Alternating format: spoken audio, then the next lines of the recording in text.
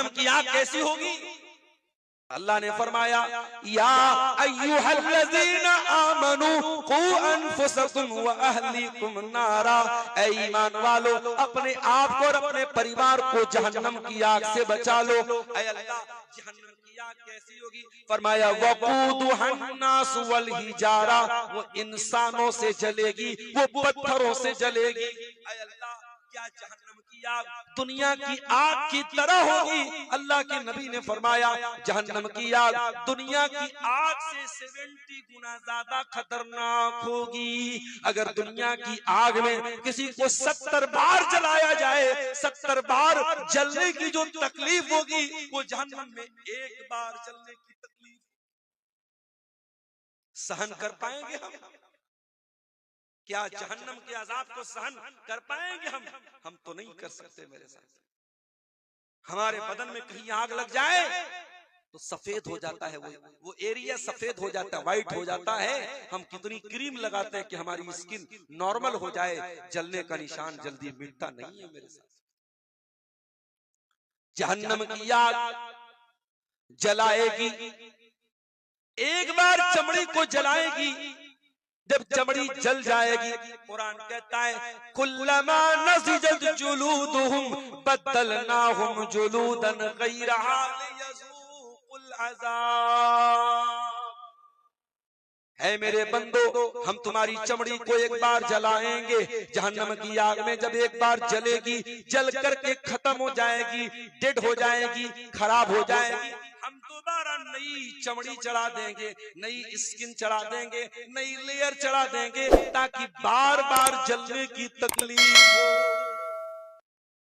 अल्लाह, 24 घंटे में कम से कम 3 बार अल्लाह से ये दुआ किया, अल्लाहुम्मा इन्नी अऊज़ु बिका मिनन नार, अल्लाहुम्मा इन्नी अऊज़ु बिका मिनन नार, अल्लाहुम्मा इन्नी अऊज़ु बिका मिनन नार।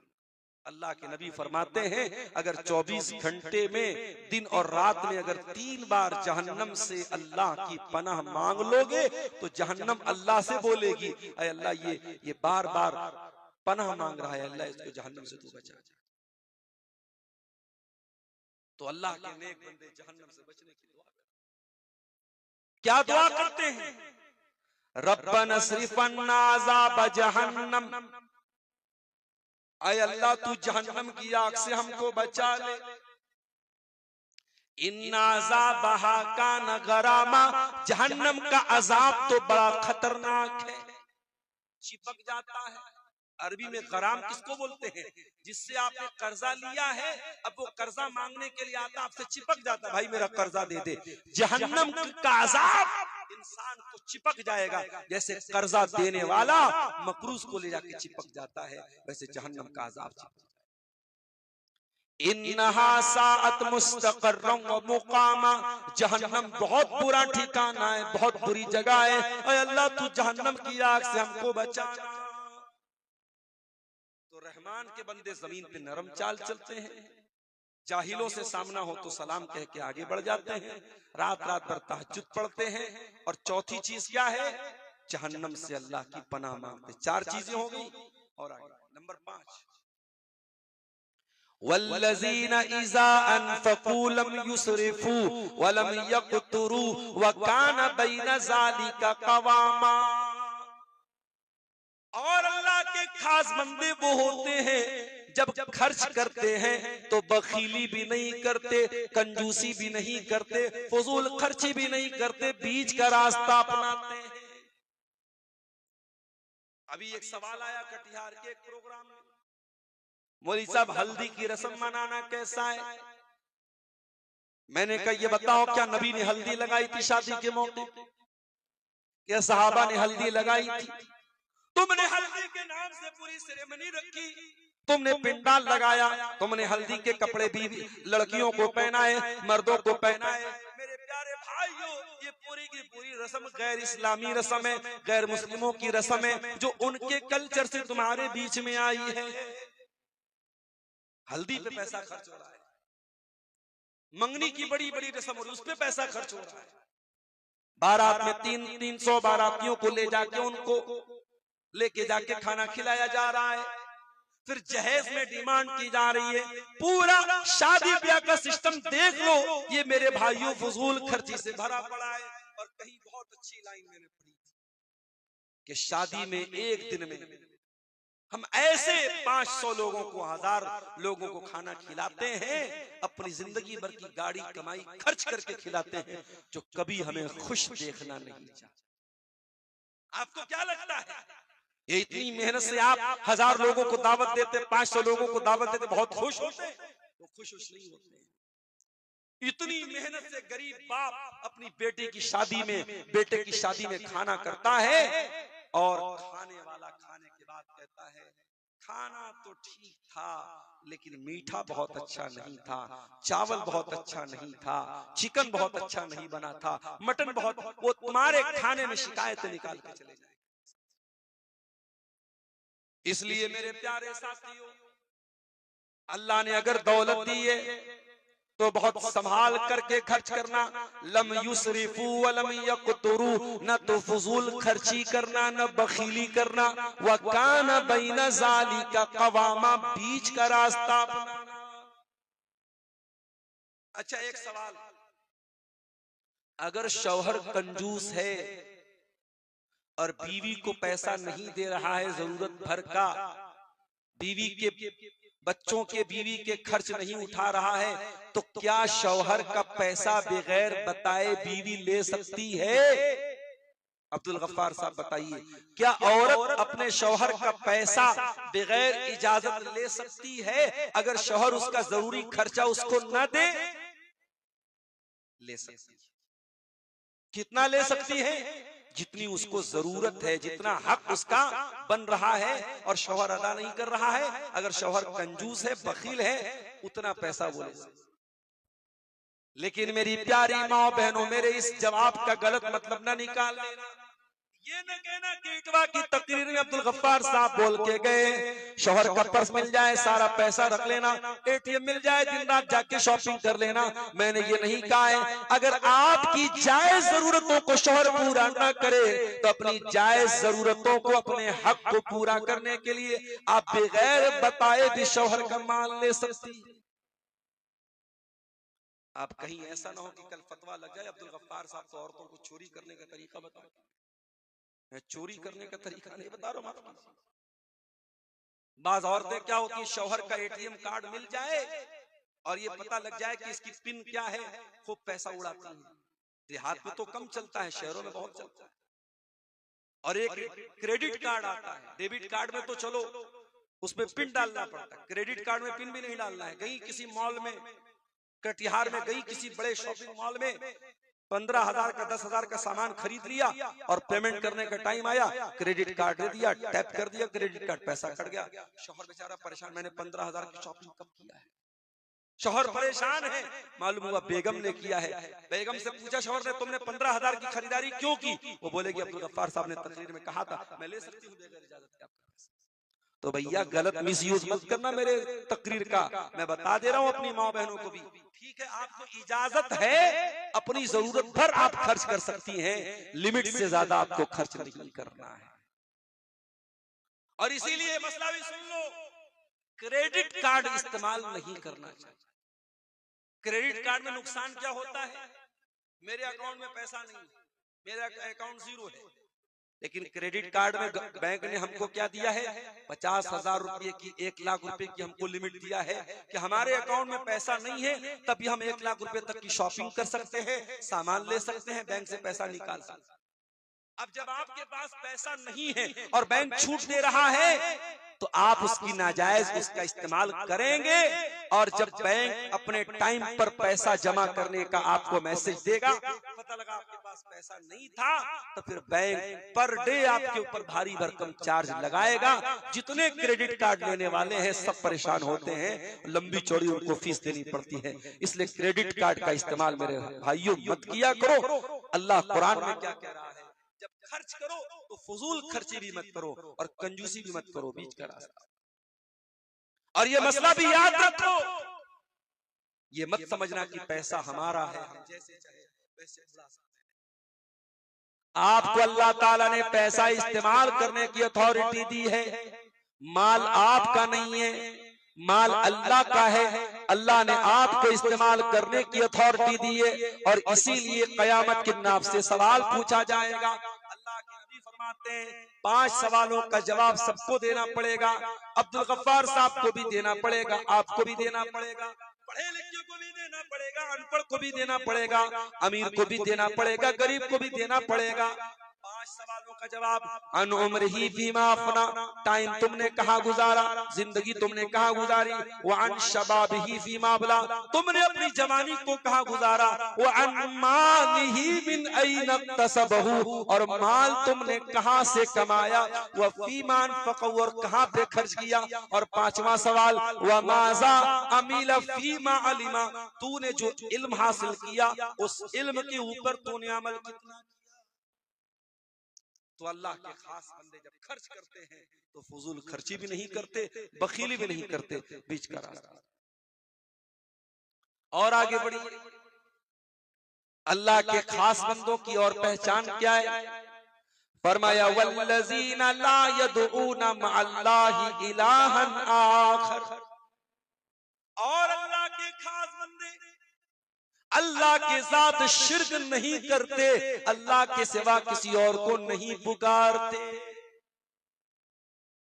इसी हसनगंज से एक सवाल आया, मौलवी साहब हमारे यहाँ एक तरीका है, सांप अगर किसी को काट लेता है, सांप अगर किसी को काट लेता है तो सांप के काटने वाले को, जिसको सांप ने काटा हो, उसका विष उतारने के लिए, उसका जहर उतारने के लिए एक मंत्र पढ़ा जाता है। अच्छा, वो मंत्र भी किसी ने हमको लिख के भेजा है, क्या लिखा हुआ है? किसी को याद है? क्या बोलते हैं? कहे खुदा सुनो मोहम्मद है। अब ये जो मंत्र है, ये देखिए किसी ने भेजा है, पढ़ के सुना देता हूं आपको।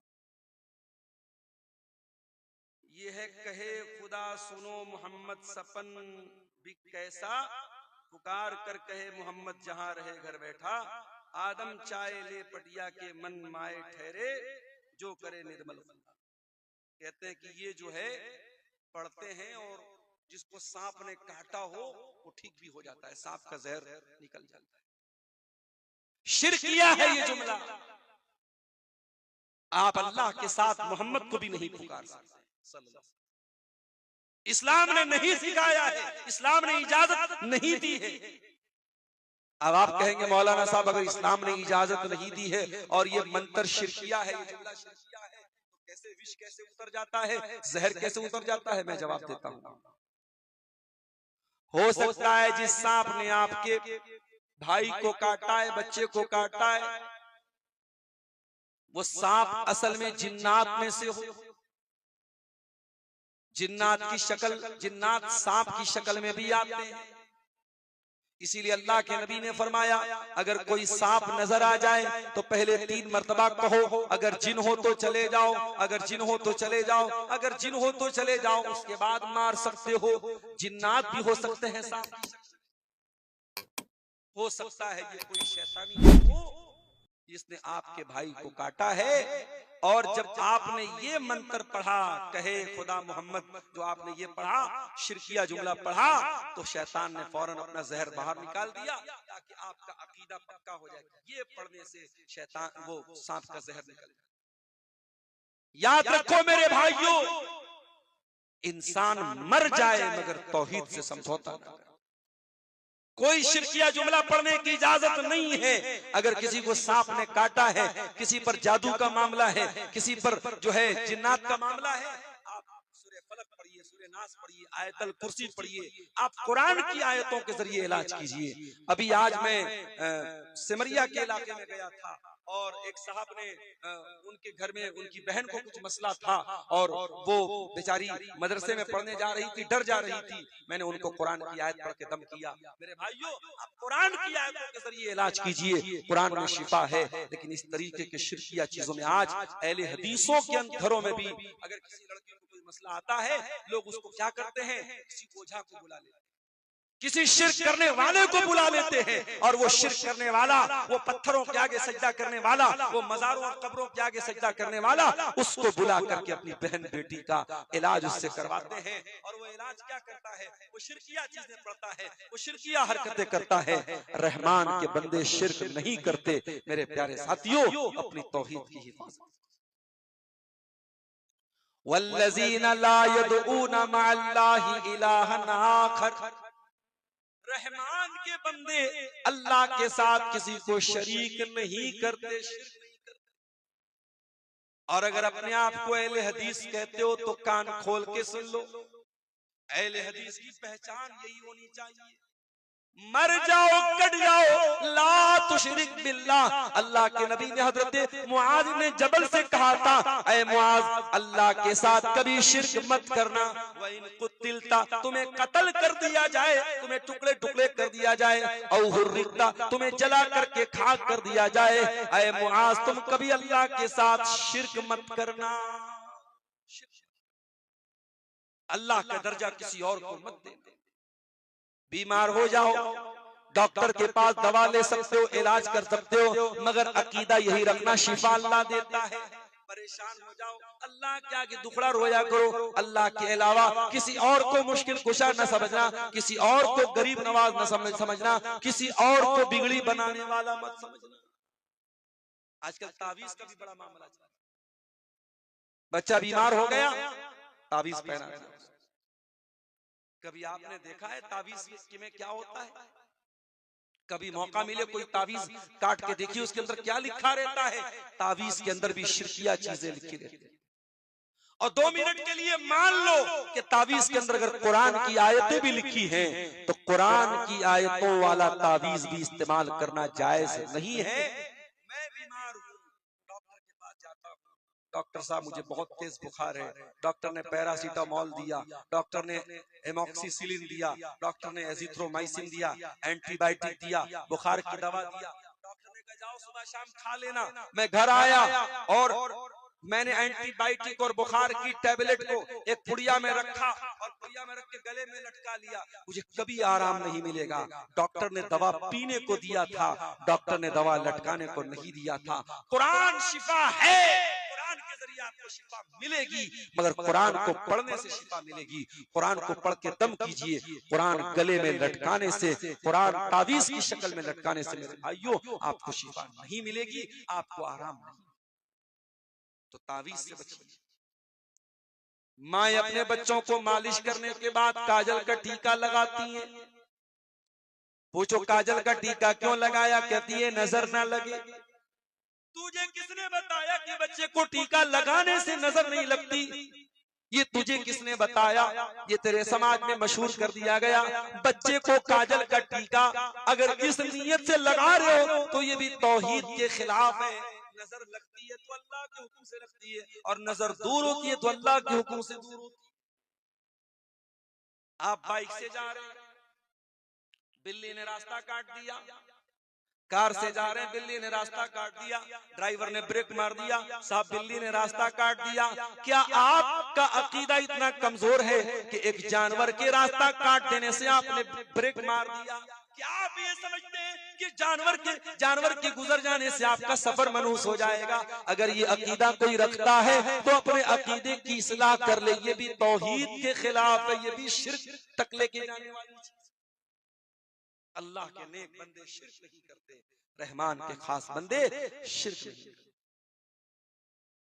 वला यक़्तुलून नफ्सल्लती हर्रमल्लाह, और अल्लाह के खास बंदे किसी निर्दोष की हत्या नहीं करते, किसी इनोसेंट का मर्डर नहीं करते, किसी बेकसूर को कत्ल नहीं करते। अगर लाल किला के पास जो विस्फोट हुआ था, उस विस्फोट में अगर वाकई में अभी जांच एजेंसियां काम कर रही हैं, मैं अपनी जांच एजेंसियों की जांच पर कोई सवाल नहीं उठाना चाहता हूं, लेकिन मान लो कि अगर वो जो डॉक्टर पकड़े गए, अगर वाकई में उन डॉक्टरों ने ये काम किया है और अपने आप को इस्लाम इस्लाम का मुजाहिद समझकर और इस्लाम का खादिम समझ के काम किया है, तो कान खोल को सुन लो, आप भी सुन लीजिए, मीडिया वाले भी सुन लें। इस्लाम का उनसे कोई संबंध नहीं है। इस्लाम कतई इस बात की इजाजत नहीं देता है कि कोई आम आदमी किसी की हत्या करे। और डॉक्टर तो कभी हत्या नहीं करने वाला होना चाहिए।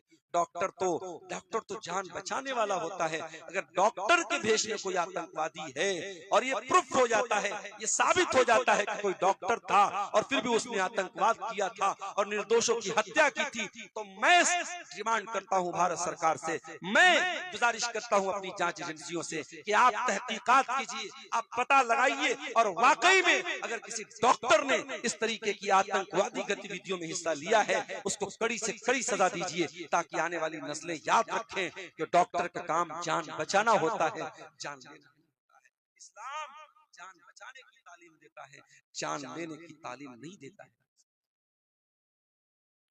एक इंसान की भी अगर आप जान लेंगे, पूरी मानवता के हत्यारे आ जाएंगे। मन कतल नफ्सन बिगैरि नफ्सिन औ फसादिन फिल अर्दि फकअन्नमा कतलन नास जमीआ, जिसने एक इंसान की हत्या की उसने पूरी इंसानियत की हत्या की। वमन अहयाहा फकअन्नमा अहयन नास जमीआ, और जिसने एक इंसान की जान बचा ली उसने पूरी मानवता को बचा लिया। कुरान कहता है मेरे खास बंदे, अल्लाह कहता है मेरे खास बंदे, वला यक़तुलून नफ्सल्लती हर्रमल्लाहु इल्ला बिल हक़्क़ि, मेरे खास बंदे किसी निर्दोष की हत्या नहीं करते। हाँ, जिसको कत्ल करने की अल्लाह ने इजाजत दी है, मिसाल के तौर पे अगर शादीशुदा मर्द ज़िना करे, शादीशुदा औरत ज़िना करे, उसको कत्ल किया जाएगा। अगर कोई किसी को कत्ल करे, कातिल को कत्ल किया जाएगा। जिसकी सजाए मौत है उसका मसला अलग है, वरना किसी निर्दोष की हत्या करने की इजाजत इस्लाम नहीं देता है। और क्या करते हैं? वला यज़नून, और अल्लाह के खास बंदे जिना नहीं करते। वो भी मर्द होते, वो भी औरतें होती हैं, उनके अंदर भी इच्छाएं होती हैं, डिजायर्स होती हैं, ख्वाहिशात होती हैं, मगर वो कभी जिना नहीं करते। लड़का जवान हो जाए, लड़की जवान हो जाए, इस्लाम ने निकाह का हुक्म दिया है, वो निकाह करके अपनी इच्छाओं को पूरा करते हैं, अपनी ख्वाहिशात को पूरा करते हैं, वो नाजायज रास्ता नहीं अपनाते हैं। और मैं अपनी बहनों से एक बात कहना, बड़ा नाजुक दौर है, बहुत होशियार रहना।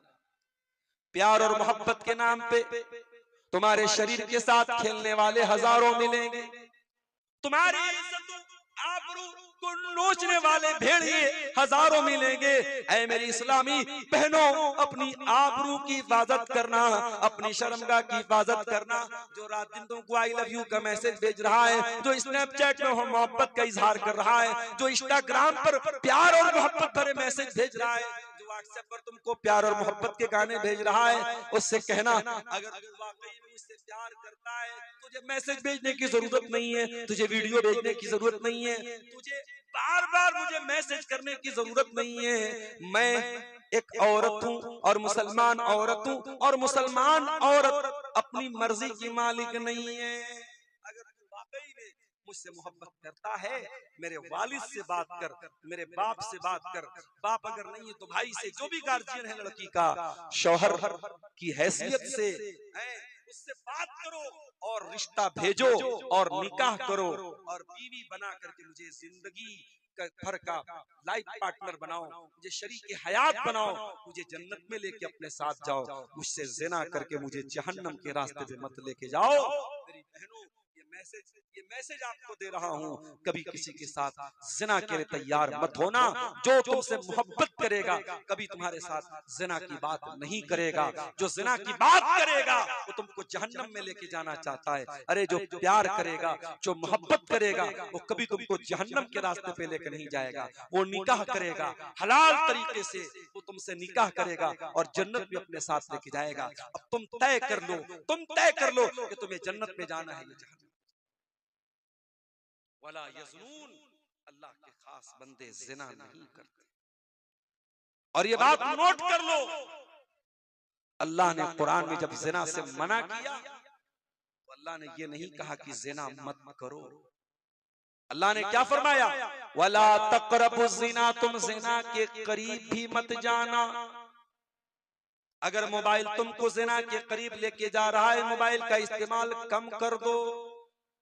सोशल मीडिया अगर तुमको जिना के करीब लेके जा रहा है, सोशल मीडिया का इस्तेमाल बंद कर दो। अगर कॉलेज में लड़कियों के साथ पढ़ने की वजह से तुम जिना के करीब जा रहे हो तो जाना बंद कर दो। ऐसे कॉलेज में जहां लड़कियां भी पढ़ती हैं, हर वो रास्ता जो तुमको जिना तक लेके जा रहा है उसको अवॉइड करो, उसको बचो।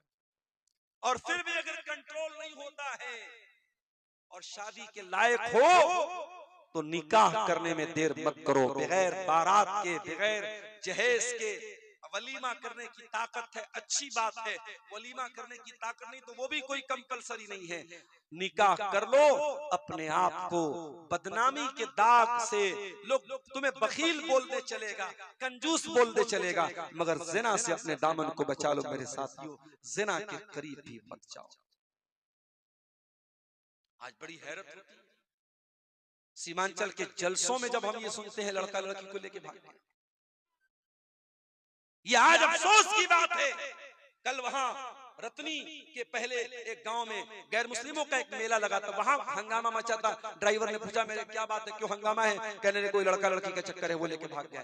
आज उनके मेलों ठेलों में जो हरकतें हो रही हैं, अगर वो आपके जलसों और प्रोग्रामों में हो रही है तो ये चुल्लू भर पानी में डूब मरने का मकाम है। और ये सोचने का मकाम है कि क्या जलसों और प्रोग्रामों में क्या इसलिए हम और आप आते हैं कि वहां इस तरीके की हरकतें हों। मेरे प्यारे साथियों, आज जिनाकारी बहुत आम हो रही है। और वो क्यों आम हो रही है? क्योंकि लड़कियां बगैर पर्दे के खुलेआम घूम रही हैं, चेहरा भी खुला हुआ है और मेकअप से सही सवरी हैं। और उसके बाद आज सबके हाथ में मोबाइल है और सोशल मीडिया पर एक दूसरे से जुड़ी हुई हैं। आज इस तरीके से जिना आम हो रहा है कि आज अपने दामन को जिना से बचाना बहुत मुश्किल है।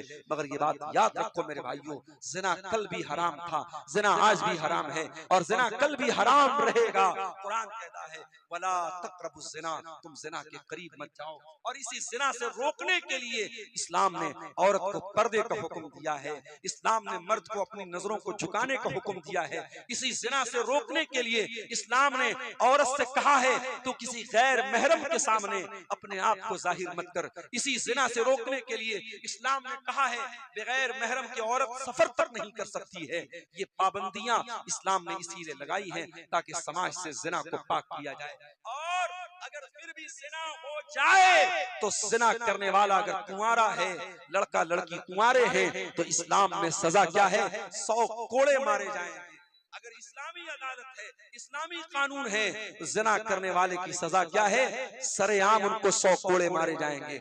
और अगर वो दोनों शादीशुदा हैं, जिना करने वाला मर्द भी शादीशुदा है, जिना करने वाली औरत भी शादीशुदा है, इस्लाम में उसकी सजा सजाए मौत है। पत्थरों से मार मार के खत्म कर दिया जाए, जिना करने वाले को जिंदा न छोड़ा जाए। तो शिर्क नहीं करते, कत्ल नहीं करते, जिना नहीं करते। ये टॉप 3 क्राइम्स है इस्लाम की नजर में। सबसे बड़े बड़े 3 गुनाह यही है। अल्लाह के नबी से पूछा गया सबसे बड़ा गुनाह क्या है? आपने फरमाया अंतजाला लिल्लाहि निद्दन व हुवा खलक़क, तुम अल्लाह के बराबर किसी को ठहरा दो जबकि तुमको पैदा करने वाला अल्लाह है। फिर पूछा गया ऐ अल्लाह के नबी उसके बाद दूसरा सबसे बड़ा गुनाह क्या है? आपने फरमाया अंतक़तुल वलदक खश्यत अन यतममा, तुम अपने बच्चे को कत्ल कर दो इस डर से कि वो तुम्हारे साथ खाएगा। अब मसला सुन लेना, आज ये चीज भी बहुत आम हो रही है। गरीब आदमी है, 2 लड़कियां पहले से उसके घर में हैं, बीवी प्रेग्नेंट हो गई और जब ये पता चला कि बीवी हमल से है, उसने उस हमल को गिरवा दिया। दवा के जरिए, टैबलेट के जरिए माँ के पेट में जो बच्चा हमल ठहर चुका था उसको गिरवा दिया। मेरे भाइयों ये हराम है, हराम है, हराम है। हाँ, अगर हमल के ठहरने के पहले कोई ऐसा तरीका अपनाया जाए कि हमल न ठहरे, और वो भी उस सूरत में जबकि कोई मजबूरी हो। मिसाल के तौर पे दो बच्चे हैं और अभी बच्चे बहुत छोटे हैं, अगर एक और प्रेगनेंसी आ जाती है, एक और बच्चा आ जाता है, उन दोनों बच्चों की परवरिश में, उनको दूध पिलाने में बहुत मसला आ जाएगा, उनको पालने पोसने में बहुत मसला आ जाएगा। दो बच्चों के बीच में गैपिंग रखने के लिए अगर इंसान ऐसे तरीके अपनाता है, जो आज के दौर में बहुत सारे तरीके राइज हैं, ऐसे तरीके अपनाता है जिसमें प्रेगनेंसी के पहले और हमल के पहले वो तरीके अपनाए जाते हैं ताकि वो औरत गर्भवती ना हो, तो वो तरीका अपनाया जा सकता है। लेकिन अगर हमल ठहर चुका है और उस हमल को गिराया जा रहा है, तो एक ही सूरत में गिराने की इजाजत है। अगर हमल ठहर गया है और डॉक्टर का ये कहना है अगर ये औरत प्रेग्नेंट हो गई, इसकी जान को खतरा है, ये बहुत कमजोर है, ये बहुत बीमार है, अगर इसने बच्चे को जन्म दिया तो इसकी जान को खतरा है। जब औरत की जान को खतरा हो जाए, उस सूरत में चूंकि इस्लाम का ये कहना है कि अगर दो चीजें, अगर दो खतरनाक चीजें जमा हो जाएं, दो खतरनाक चीजें इकट्ठा हो जाएं, तो जिसमें ज्यादा बड़ा खतरा है उसको छोड़ के जो कम खतरे वाली चीज उसको अपना लिया जाए। अगर माँ के पेट में अगर बच्चा है और ये डर है अगर प्रेगनेंसी हुई और बच्चा पैदा हुआ, माँ भी मर सकती है, बच्चा भी मर सकता है, इस कंडीशन में अभी वो बच्चा हमल की शक्ल में, उस सूरत में उस हमल को गिराया जा सकता है, लेकिन वो एक मजबूरी की शक्ल है। आम किसी शक्ल में हमल को गिराने की इजाजत नहीं है, हराम है, हराम है, हराम। ये भी औलाद का कत्ल है मेरे साथ, और आज धड़ल्ले से ये काम। अल्लाह के नबी ने फरमाया सबसे बड़ा गुनाह ये है कि तुम अपनी औलाद को कत्ल करो, ये सोच करके तुम्हारे साथ वो खाए। कभी ये मत सोचना कि अपनी औलाद को तुम खिलाते हो, नहीं, तुम्हें भी खिलाने वाला अल्लाह है, तुम्हारी औलाद को भी खिलाने वाला अल्लाह है। मेरे भाइयों, जिनके 10 बेटे हैं, हमने इसी दुनिया में और इसी हिंदुस्तान में और इसी मुल्क में और अपने शहर में देखा है कि 10 बच्चों का बाप सुकून से अपने बच्चों को खिला रहा है, बहुत अमीर नहीं है, बहुत दौलतमंद नहीं, लेकिन सुकून से खिला रहा है, और 2 बच्चों का बाप भी सही तरीके से अपने बच्चों को नहीं खिला पा रहा है, तो रोजी रोटी देने वाला अल्लाह है। इस डर से कि बच्चा क्या खाएगा, बच्चे को कत्ल करने की इजाजत इस्लाम आपको नहीं। तीसरा सबसे बड़ा गुनाह क्या है? आपने फरमाया अंतोजानिया हलीलता जारी, अपने पड़ोसी की बीवी के साथ जिना करो। जिना करना तो ऐसे भी बहुत बड़ा गुनाह है, लेकिन पड़ोसी की बीवी का नाम आपने इसलिए लिया क्योंकि पड़ोसी पड़ोसी पर भरोसा करता है, पड़ोसी पड़ोसी पर विश्वास करता है, और अगर पड़ोसी के घर पे आपने इतनी गलत हरकत की तो आपने जिना भी किया और आपने पड़ोसी के साथ विश्वासघात भी किया है, आपने उसके भरोसे का कत्ल किया है। अल्लाह के नबी ने ये 3 बड़े बड़े गुनाहों को गिनाया, और उसके बाद कुरान की यही आयत पढ़ी सूरह फुरकान की कि अल्लाह के नेक बंदे न तो शिर्क करते हैं, न कत्ल करते हैं, न ज़िना। चलिए अब आगे बढ़ते हैं। वमन यफ़अल ज़ालिका यल्क़ा असामा, अगर कोई ज़िना करेगा, अगर कोई कत्ल करेगा, अगर कोई शिर्क करेगा, बहुत बड़ी मुसीबत को उठाएगा। युज़ाफ़ लहुल अज़ाबु यौमल क़ियामा, क़यामत के दिन उसको डबल अज़ाब दिया जाएगा। व यख़लुद फ़ीही मुहाना, और वो जहन्नम में हमेशा हमेशा जलील होकर के रहेगा। इल्ला मन ताबा व आमन व अमिला अमलन सालिहा, अगर कोई शिर्क करता था, कोई जिना करता था, कोई कत्ल करता था, अगर वो सुधर जाए, ईमान ले आए, तौबा कर ले और अच्छा अमल करने लगे, तो अल्लाह उसकी तौबा कबूल करने को तैयार है।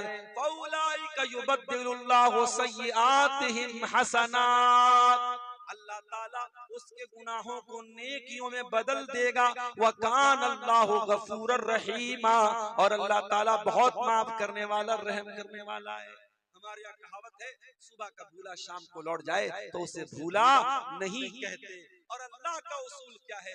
सुबह का नहीं, कई साल का भी भूला अगर लौट के चला आए तो उसे भूला नहीं कहते। अल्लाह उसकी तौबा सुनने को तैयार है, अल्लाह उसको माफ करने को तैयार है। ये 3 महापाप अगर कोई करता है, शिर्क करता है, कत्ल करता है, जिना करता है, अगर वो भी सच्ची तौबा कर ले, अल्लाह उसको भी माफ करने को। अच्छा, तौबा का मतलब क्या होता है? कोई बता सकता है? तौबा का लफ्जी मतलब क्या है? तौबा के माना क्या है? तौबा की मीनिंग क्या है? तौबा अर्थ है की अच्छा बोले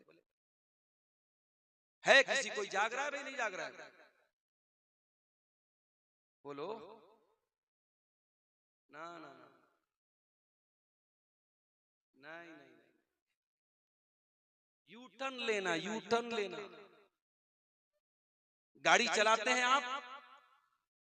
आपने गाड़ी को अचानक आपको लगा कि गलत दिशा में चले गए, जाना था मनिहारी साइड, चले गए पूर्णिया साइड, तो वहीं से आप गाड़ी को घुमाते हैं, यू टर्न लेते हैं। तो जो यू टर्न लेते हैं, जो मुड़ते हैं, दैट इज कॉल्ड तौबा, उसको तौबा कहते हैं। इसका मतलब ये हुआ कि जो गुनाह कर रहा है वो गलत लाइन पे चला गया था, गलत हाईवे पकड़ लिया था उसने, जाना पूर्णिया था, निकल रहा था मनिहारी साइड, जा रहा था पूरब, वो जाने लगा था पश्चिम, वो तौबा कर ले, सही लाइन पर आ जाए। इसीलिए कुरान कहता है वमन ताबा व अमिला सालिहन फइन्नहु यतूबु इलल्लाहि मताबा, जो तौबा करता है वो अल्लाह ताला की तरफ वापस लौट के आता है। अल्लाह ने पैदा किया था सही डायरेक्शन पर, गुनाह करके डायरेक्शन भटक गया था, अब जब तौबा किया तो सही डायरेक्शन पर, सही रास्ते पर आ गया। उसके बाद अल्लाह कहता है मेरे नेक बंदे वल्लज़ीना ला यशहदून ज़ूर, किसी गलत काम में सम्मिलित नहीं होते। जहां नाच गाना हो रहा हो, जहां ऑर्केस्ट्रा हो रहा हो, जहां जिना हो रहा हो, जहां शराब पी जा रही हो, जहां कोई गुनाह का काम हो रहा हो, ऐसी किसी मजलिस में, ऐसे किसी समारोह में, ऐसे किसी फंक्शन में वो नहीं जाते। यहां तक कि अगर आपका कोई गैर मुस्लिम दोस्त भी आपको दावत देता है और वहां शादी में नाच गाना हो रहा है, मत जाओ मेरे प्यारे भाइयों, वहां शराब पी जा रही है, मत जाओ मेरे साथियों। जहां हराम काम हो रहा हो, जहां गलत काम हो रहा हो, वहां शामिल भी मत होना। वल्लज़ीना ला यशहदून ज़ूर, अल्लाह के खास बंदे गलत कामों में, नाजायज कामों में शामिल भी नहीं होते। वैसा मर्रू बिल्लग़्व मर्रू किरामा, और जब किसी बेहुदा चीज, किसी गंदी चीज से उनका गुजर होता है, वो शराफत से गुजर जाते हैं। इस्लाम ये नहीं कहता है कि आप अपनी आंखें फोड़ लीजिए। आप चलेंगे रोड पे, आप चलेंगे एयरपोर्ट पे, आप चलेंगे रेलवे स्टेशन पे, आप चलेंगे बाजार में, बेहयाई की चीजें भी आपको नजर आएंगी। आप ऐसी लड़कियों को भी देखेंगे जो अपने शरीर का अंग प्रदर्शन कर रही हैं। इस्लाम ये नहीं कहता है कि आप अपनी आंखें फोड़ लीजिए, इस्लाम ये कहता है बस शराफत से गुजर जाओ।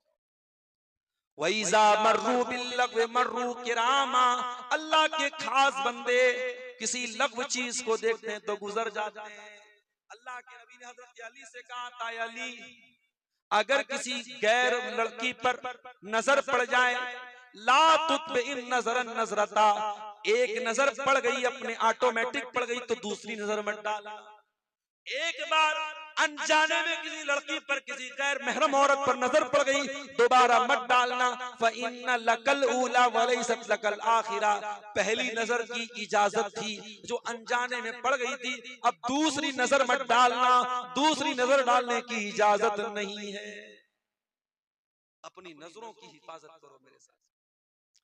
एक शायर बड़ी प्यारी बात कहता है सभी हम ही से कहते हैं निगाहें अपनी नीची रख, सभी हम ही से कहते हैं निगाहें अपनी नीची रख, कोई उनसे नहीं कहता न निकले यूं आया होकर। शायर कहता है कोई लड़कियों से क्यों नहीं कहता कि वो बेपर्दा ना निकला करे, सब हमसे कहते हैं निगाह को नीची रखो। हम इस बेचारे मनचले शायर से कहना चाहते हैं, शायर साहब आपकी मालूमात नाकिस है, आपको जो इंफॉर्मेशन दी गई है वो अधूरी है। इस्लाम अगर आपसे कहता है कि अपनी निगाहों को नीची रख, तो उनसे भी कहता है कि वो बेपर्दा होके ना निकले, उनको भी इस्लाम ने हुक्म दिया है। अल्लाह कुरान में क्या कह रहा है, लघु चीजों के पास से, बेहुदा चीजों के पास से, वल्गर चीजों के पास से, शराफत से गुजर जाना है, उसमें इन्वॉल्व नहीं होना है, उसमें पढ़ना नहीं है। अब दो चीजें और बयान करके बात खत्म करेंगे, 3:30 होने के करीब है, फजर का टाइम भी होने वाला है। सवाल तो कयामत तक आता है, सवाल थोड़ी रुकेगा। दो चीजें और है, सुनिए।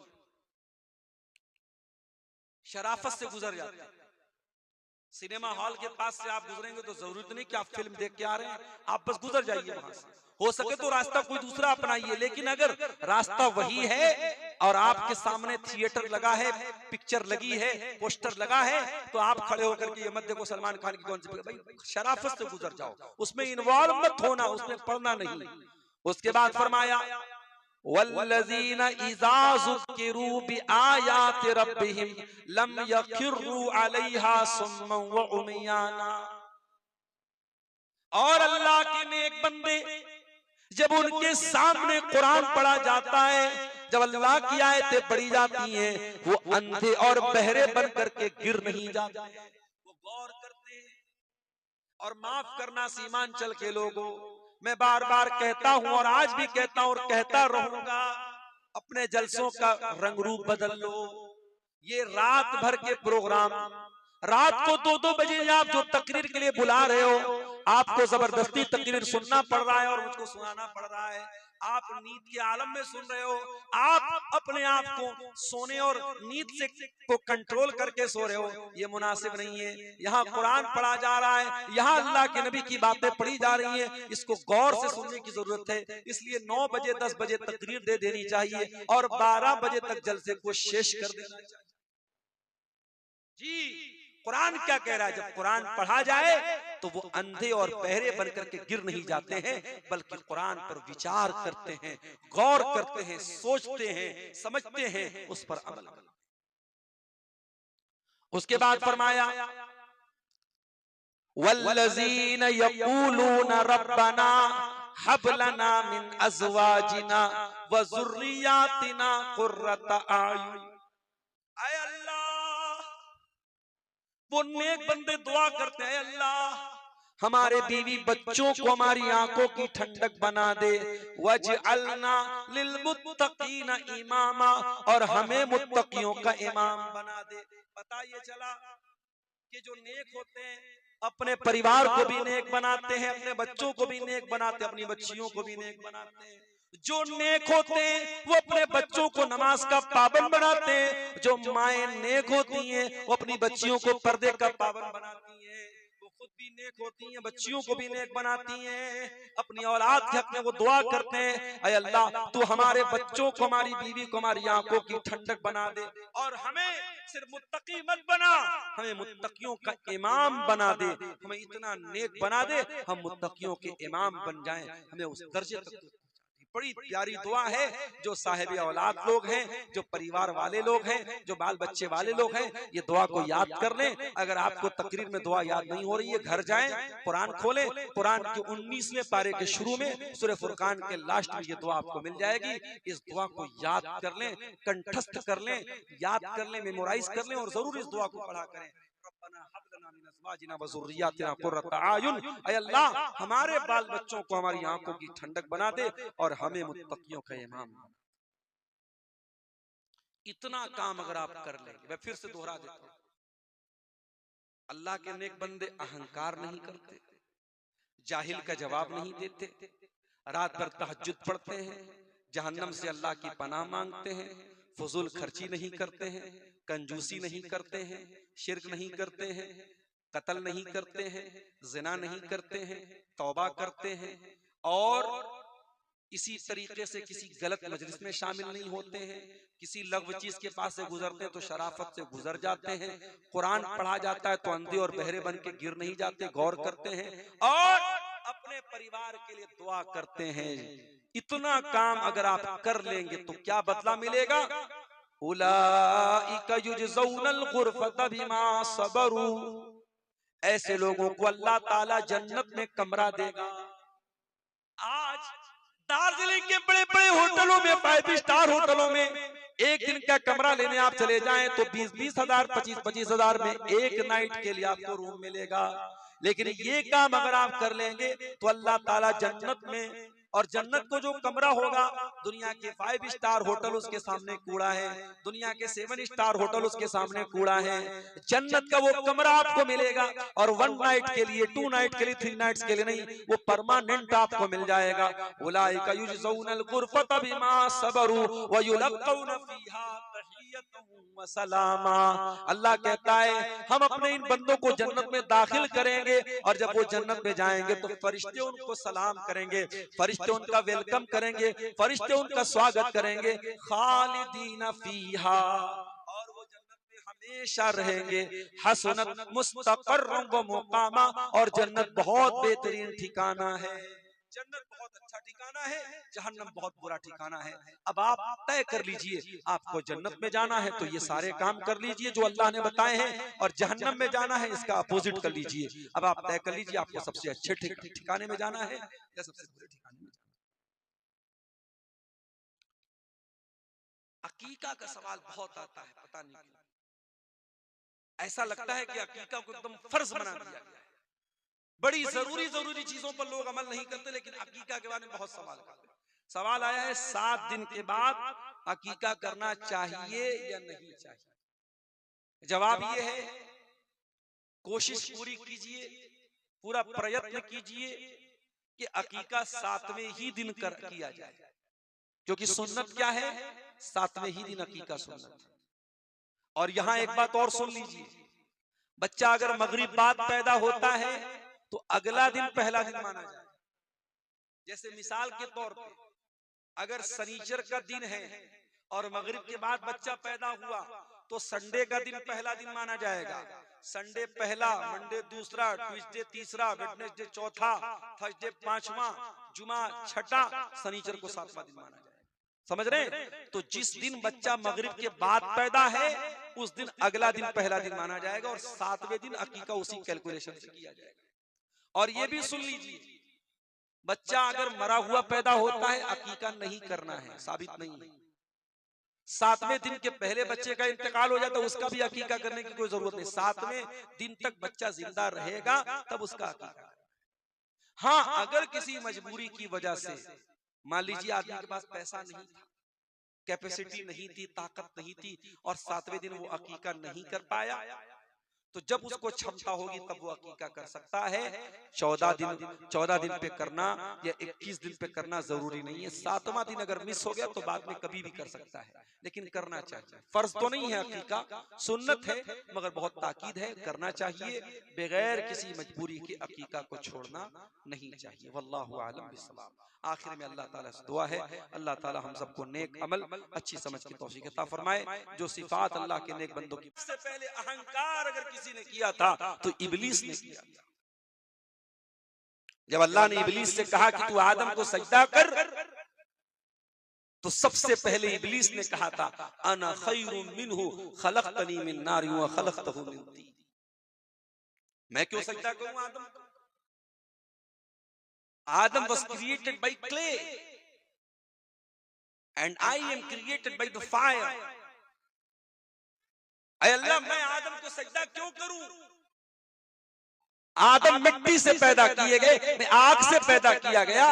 आदम मिट्टी की मखलूक है, मैं आग की मखलूक हूं। आग हमेशा ऊपर जाती है, मिट्टी हमेशा नीचे जाती है। I am better than him, मैं आदम से बेहतर हूं। मैं आदम को सजदा, पता ये चला कि अपने आप को दूसरों से बेहतर समझने का जुनून इस दुनिया में, इस कायनात में सबसे पहले अगर किसी के दिमाग में ये कीड़ा अगर पैदा हुआ था वो शैतान था, वो इब्लीस। अपने आप को दूसरों से बेहतर समझना बंद करो, तकब्बुर करना बंद करो।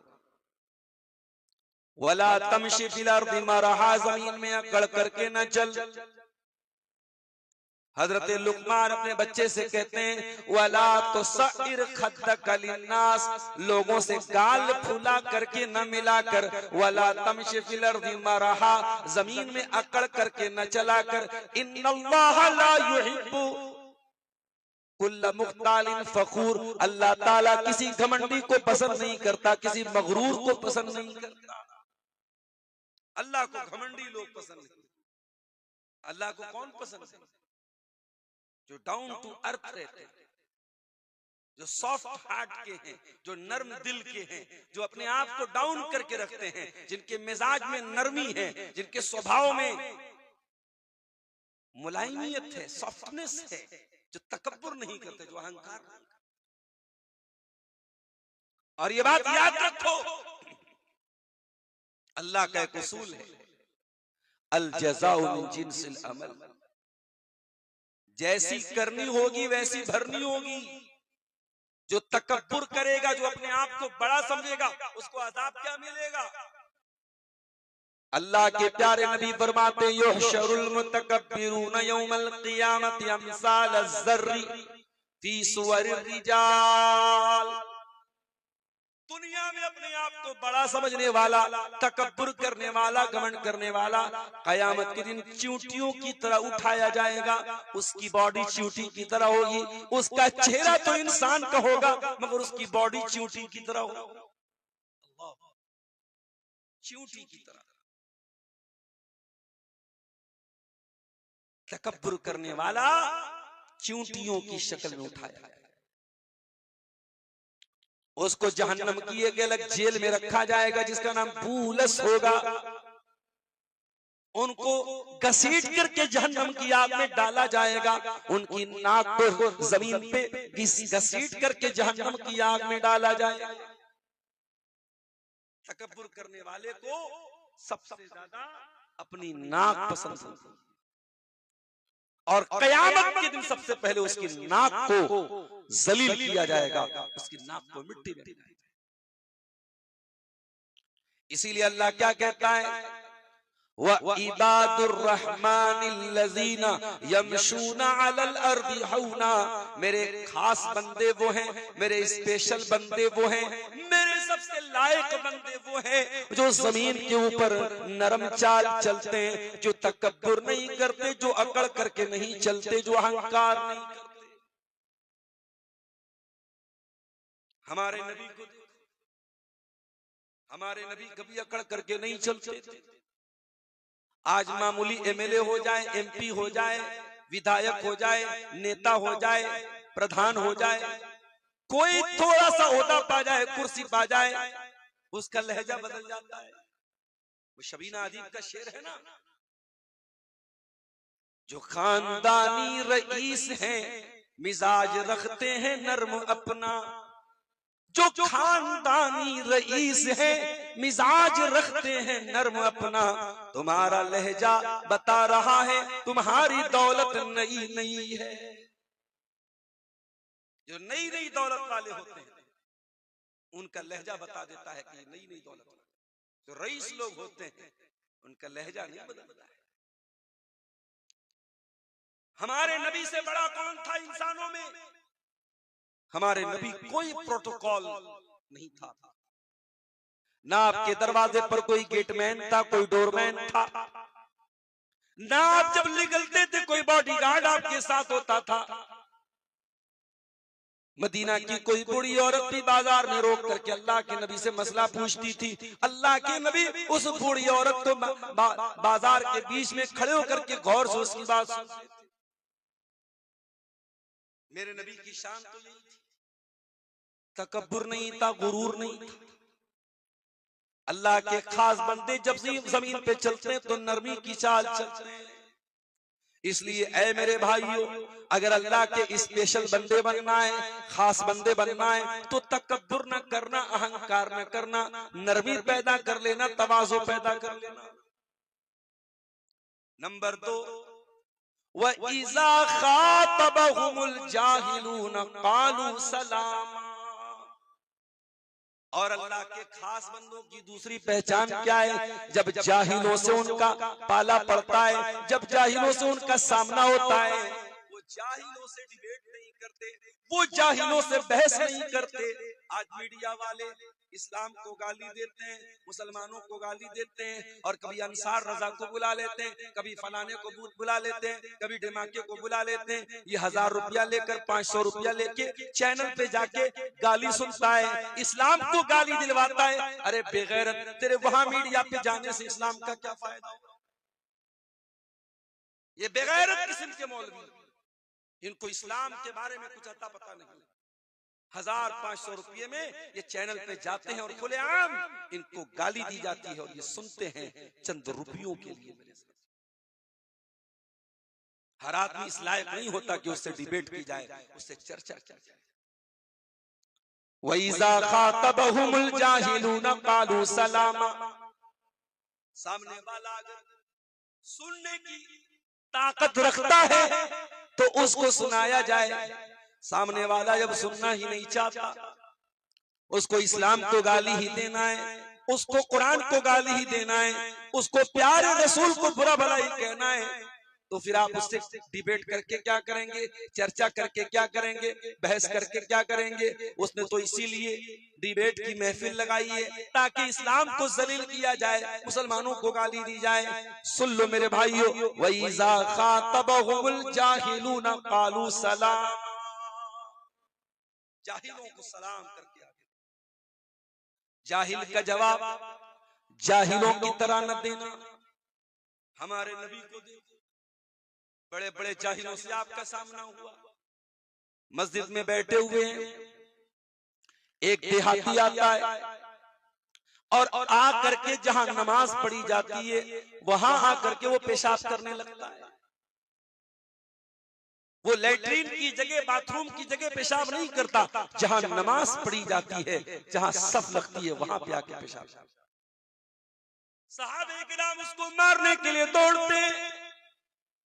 अल्लाह के नबी अपने सहाबा से कहते रुक जाओ, ला तजरिमू, उसको पेशाब कर लेने दो, उसको पेशाब करने से मत रोको। जब वो पेशाब कर लेता है, अल्लाह के नबी पानी मंगाते हैं, उसके पेशाब पे पानी डाल के सफाई करते हैं, बड़े प्रेम से उसको बुलाते हैं, बड़ी मोहब्बत से अपने पास बुलाते हैं, बड़े प्यार से कहते हैं ऐ मेरे भाई, इन्ना हाज़िहिल मसाजिदा ला तस्लुहु लिहाज़ा, ये मस्जिद है, पेशाब करने की जगह नहीं है, वॉशरूम नहीं है, ये बाथरूम नहीं है, मूत्रालय नहीं है, ये अल्लाह के जिक्र की जगह है, नमाज की जगह है, तस्बीह की जगह है, आइंदा ये काम मत करना।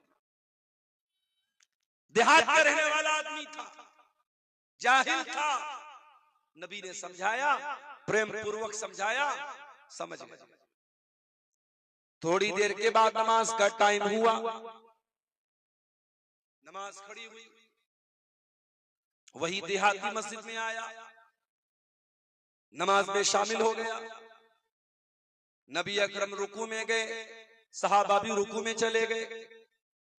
नबी अकरम सजदे से सर उठाते कहते समी अल्लाहु लिमन हमीदा, सहाबा भी रुकू से सर उठाते कहते समी अल्लाहु लिमन हमीदा। वो देहाती रुकू से सर उठाने के बाद कहता अल्लाहुम्मा रहमनी मुहम्मदन वला, अल्लाहुम्मा रहमनी वरहम मुहम्मदन वला तरहम माना अहदा।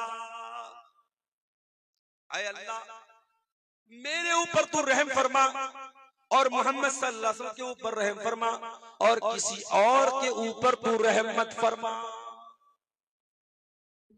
देहाती आदमी था, जाहिल था, उसे नहीं समझ में आ रहा था उसे क्या बोलना चाहिए क्या नहीं बोलना, नमाज में क्या बोल रहा है, ऐ अल्लाह मेरे ऊपर रहम फरमा और मोहम्मद सल्लल्लाहु अलैहि वसल्लम के ऊपर रहम फरमा और किसी और के ऊपर तू रहम मत फरमा। सहाबे किराम बड़े गुस्से में है, नमाज की हालत में उसको घूर रहे हैं, वो बेचारा परेशान है। सलाम फेरा अल्लाह के नबी ने, देहाती कहता है मा ज़रतनी व मा कहरनी व मा शतमनी, मैं तो डर गया, साहबा ने मुझको बड़ा घूरा था, मैं तो डर गया कि अब अल्लाह के नबी मुझको बोलेंगे, बुरा भला कहेंगे, मारेंगे, पीटेंगे, डांटेंगे। न तो आपने मारा, न डांटा, न पीटा, न कोई आपने गलत बात फरमाई, आपने बस इतना कहा है मेरे भाई लक़द हज्जरता वासिअन, तूने अल्लाह ताला की रहमत को बहुत तंग कर दिया, तूने अल्लाह से ये दुआ कर दी ऐ अल्लाह मेरे ऊपर रहम फरमा, मोहम्मद सल्लल्लाहु अलैहि वसल्लम के ऊपर रहम फरमा और किसी और के ऊपर तू रहम मत फरमा। तूने अल्लाह ताला की रहमत के दायरे को बहुत सीमित कर दिया, बहुत लिमिटेड कर दिया, बहुत छोटा कर दिया। जाहिलों के साथ नबी का ये तरीका था मेरे दुनिया में आपको जाहिल लोग नहीं मिलेंगे। किसके साथ कैसा बिहेव करना है, कैसे ट्रीट करना है, कैसे व्यवहार करना है, ये भी हमारे नबी ने हमको सिखाया है। नबी अकरम साहब इकराम के साथ बैठे हुए, यहूदियों की एक जमात गुजरती है। उन्होंने अल्लाह के नबी को सलाम किया, का अस्सलामु अलैकुम। अस्सलामु अलैकुम का मतलब क्या हुआ? तुम पर सलामती हो। और अस्सलामु अलैकुम का मतलब ये हुआ यू शुड डाई, तुम्हें मर जाना चाहिए, तुम पर हलाक हो जाओ, तुम हलाक हो जाओ, तुम खत्म हो जाओ। अस्सलामु अलैकुम मतलब मर्सी अपॉन यू, और अस्सलामु अलैकुम डेथ अपॉन यू, तुम पर मौत आए, तुम पर हलाकत आए, तुम खत्म हो जाओ। बद्दुआ किया उन यहूदियों ने अल्लाह के प्यारे नबी के ऊपर। नबी अकरम ने कोई जवाब नहीं दिया। बज़ाहिर आपकी बीवी हजरत आयशा ने यहूदियों के जुमला सुना, उन्होंने बड़े गुस्से में फरमाया, वालेकुमुस्सलाम वालेकुमुस्सलाम वल्लाना। ऐ यहूदियों, तुम मेरे नबी को बुरा भला कह रहे हो, तुम पर मौत आए, तुम पर लानत आए, तुम मर जाओ, तुम खत्म हो जाओ। पता ये चला नबी से मोहब्बत है तो नबी को बुरा भला कहा जाए तो मोमिन बर्दाश्त नहीं कर सकता। कितने बेगैरत हैं जो नबी को गाली देने वालों के साथ बैठ करके फोटो खिंचवाते, खुल्लम खुल्ला इस्लाम की दुश्मनी करने वाले, रसूल की दुश्मनी करने वाले, मस्जिदें गिराने वाले, उनके साथ फोटो खिंचवा करके सोशल मीडिया पर डालते। उनसे बड़ा बेगैरत इस मुल्क में कोई नहीं है। अरे तेरे अंदर अगर ईमान की गैरत है तो कुछ नहीं कर सकता, कम से कम अपने दिल में ये इस अमल को तो तू नफरत की नजर से देखेगा, इस अमल को तो तू गलत समझेगा कि तेरे नबी को बुरा भला कहा। यहूदियों ने अल्लाह के नबी के लिए मौत का लफ्ज इस्तेमाल किया। हजरत आयशा भड़क गई, फरमाया वालेकुमुस्सलाम वल्लाना। ऐ यहूदियों, तुम पर मौत आ जाए, तुम पर लानत बरसे। नबी ने फरमाया महलन या आयशा, ऐ आयशा, इतना जल्दी तुम्हें तैश में नहीं आना चाहिए, तुम्हें गुस्से में नहीं आना चाहिए। ऐ आयशा, नरमी से काम लो, प्यार से काम लो, मोहब्बत से काम लो। इतना जल्दी तुम्हें इमोशनल नहीं होना चाहिए, इतना जल्दी तुम्हें जज्बाती नहीं होना चाहिए।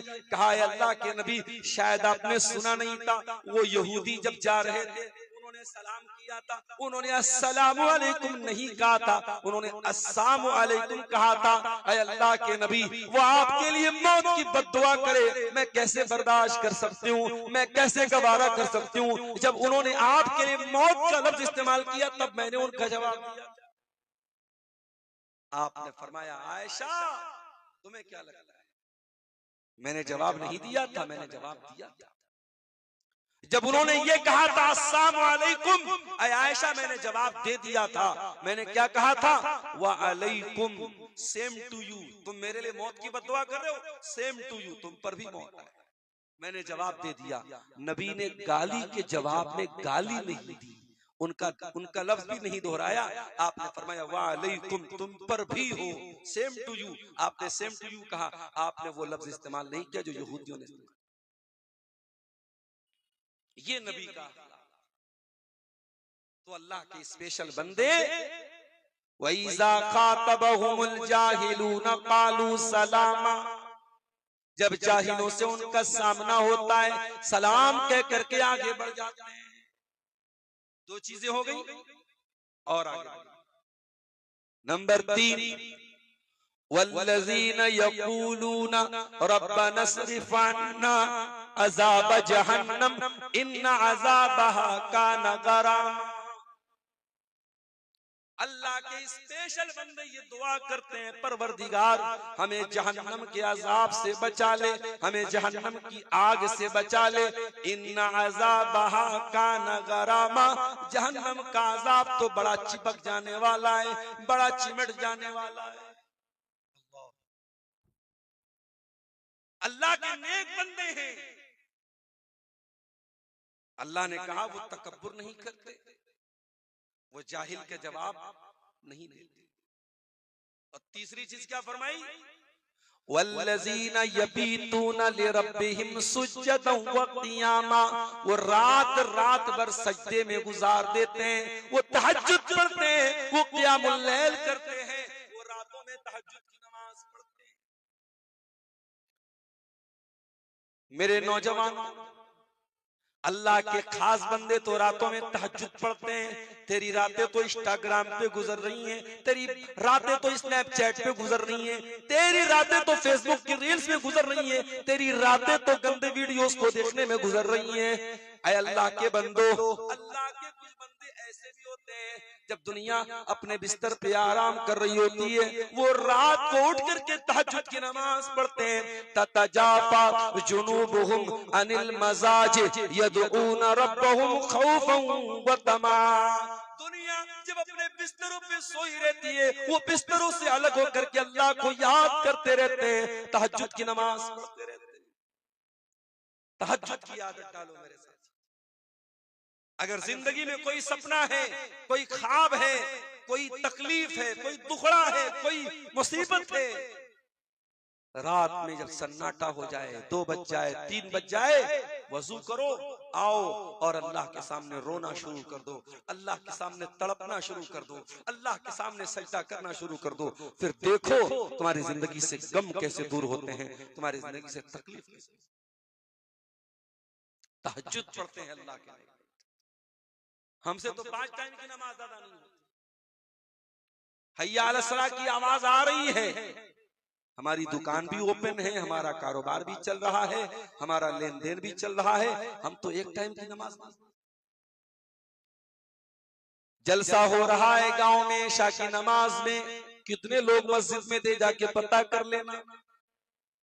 जलसे के बाद फजर की नमाज में गांव में कितने लोग फजर की नमाज में शामिल होते, जाके पता कर लेना।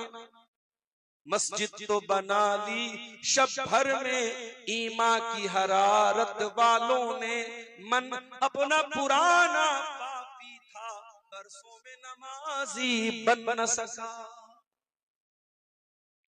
अल्लाह कहता है मेरे खास बंदे तहज्जुद पढ़ते हैं। मेरी प्यारी माओ बहनों, आपसे भी शिकायत है, आज औरतें भी नमाज के मामले में बहुत लापरवाह हैं। उनको अपने मोबाइल और अपने दुनिया के कामों में इतना बिजी हो गई हैं, आज नमाज की उनको फुर्सत नहीं मिल रही है। मेरी प्यारी माओ बहनों, कान खोल के सुन लो, अल्लाह के नबी फरमाते हैं इज़ा सल्लतिल मरअतु खम्सहा, औरत सिर्फ 4 काम कर ले जन्नत में चली जाएगी। जन्नत के सारे गेट खोल दिए जाएंगे औरत के लिए, जन्नत के सारे दरवाजे ओपन कर दिए जाएंगे औरत के लिए। इज़ा सल्लतिल मरअतु खम्सहा, जब औरत 5 टाइम की नमाज पढ़े, वह सामत शाहरहा, रमजान का रोजा रखे, वह अताअत ज़ौजहा, अपने शौहर की इताअत करे, वह अहसनत फरजहा, अपनी शर्मगाह की हिफाजत करे। ये 4 काम औरत कर ले जन्नती है। आज क्या आलम है, न शौहर नमाज पढ़ता है, न बीवी नमाज। बच्चे कहां से नमाज पढ़ेंगे, बच्चे कहां से नमाज पढ़ेंगे। आजकल की मम्मी लोग बच्चों को मोबाइल हाथ में देके तो नाश्ता कराते हैं। मेरा बेटा तो बगैर मोबाइल लिए नाश्ता नहीं करता है। अरे कैसे करेगा, जब उसकी मम्मी नहीं करती तो वो कैसे करेगा। सुबह मम्मी उठती है पहले मोबाइल देखती है, पापा उठते हैं पहले मोबाइल देखते हैं। जो आप बोएंगे वही काटेंगे, बबूल का पेड़ बो करके आप आम नहीं तोड़ेंगे मेरे प्यारे साथ। इसीलिए अल्लाह के नबी फरमाते रहीमल्लाहु रजुलन काम मिनल लैल, अल्लाह ताला उस आदमी के ऊपर रहमत नाजिल करे जो रात में उठ करके तहज्जुद पढ़ता है। वह आई कसम राता, और अपनी बीवी को, अपनी मैडम को, अपनी बेगम को भी उठाता है। और अगर बेगम इनकार करती हैं, नहीं नहीं मैं 2 बजे रात में सोई हूं, मुझको मत उठाओ, मैं 1 बजे रात में सोई हूं, मुझको मत उठाओ, अगर बेगम इनकार करती हैं, नज़ह फी वजहिल मा, तो बेगम के चेहरे पर पानी डाल के उठा। अब हसनपुर इटवा वालों, आप अपनी बेगम को रात में तहज्जुद पढ़ने के लिए उठाना, और न उठे तो पानी डाल देना, और फिर बेगम जो आपके साथ करेंगी बाद में हमको बताना कि हमारे साथ। हदीस तो यही कह रही है, अल्लाह रहमत नाज़िल करे उस आदमी के ऊपर। अब आपकी हिम्मत जितनी हो आप उतना काम कीजिए, आगे का रिस्क मैं नहीं ले सकता, मैं हदीस पढ़ के आपको सुना। आदमी रात में उठे तहज्जुद पढ़े और बीवी को उठाए, बीवी न उठे तो पानी डाल के चल मेरे साथ तहज्जुद पढ़। और इसका अपोजिट भी है, वरहिमल्लाहु इम्रातन कामत मिनल लैल, अल्लाह ताला रहमत नाजिल करे उस औरत के ऊपर जो रात में उठ करके तहज्जुद पढ़ती है, तहज्जुद पढ़ती है, और अकेली नहीं पढ़ती है, अपनी शौहर को भी उठाती है, और शौहर अगर इनकार कर दे तो बीवी शौहर के चेहरे पर पानी डाल दे। अब बीवी अगर इतना पंगा ले सकती है शौहर से तो ले ले। आजकल की बीवियां भी माशाअल्लाह होती हैं, आजकल के शौहर भी माशाअल्लाह होते हैं। एक आदमी बेचारा बड़ा परेशान था दूसरी शादी के लिए, आए दिन अपनी बीवी से कहता था दूसरी शादी करना चाहता हूँ, दूसरी शादी करना चाहता हूँ। बीवी उसकी बहुत तोड़ती रहती थी, कमबख्त इसको हमेशा दूसरी शादी का चक्कर लगा रहता है। एक दिन जुमेरात का दिन था, शौहर घर में आया, बड़ा खुश था।